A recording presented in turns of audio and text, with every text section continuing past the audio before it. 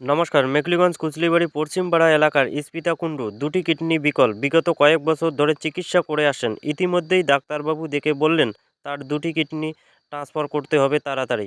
তাতে ডাক্তারবাবু বলেছিলেন 7 থেকে 8 লাখ টাকা খরচা। কিন্তু তার পরিবারে এত টাকা খরচা করার মতো সামর্থ্য নেই। যতটুকু ছিল চিকিৎসা করতেই শেষ হয়ে গেছে। তাই সোশ্যাল মিডিয়ার মাধ্যমে সবার কাছ থেকে নমস্কার, সাহায্য চাচ্ছেন আমি তার ঈপ্সিতা প্রাণ কুণ্ডু ভিক্ষার জন্য। দাস অবস্থার মধ্যে আছি। দয়া করে আপনারা যদি একটু আমাকে সাহায্য করেন খুবই উপকার হয়। আমার মা বাবা কেউ এই পৃথিবীতে বেঁচে নেই। খুবই খারাপ অবস্থা আমার, আমিও একটু বাঁচতে চাই। দয়া করে আমাকে একটু বাঁচান, আপনারা একটু সাহায্য করুন। আমি বিগত 2018 সাল থেকে একটা কঠিন রোগে আক্রান্ত।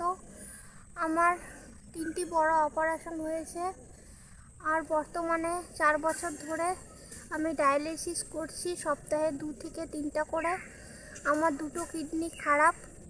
মাত্র 23 বছর বয়সে আমার দুটো কিডনি খারাপ হয়ে যায়।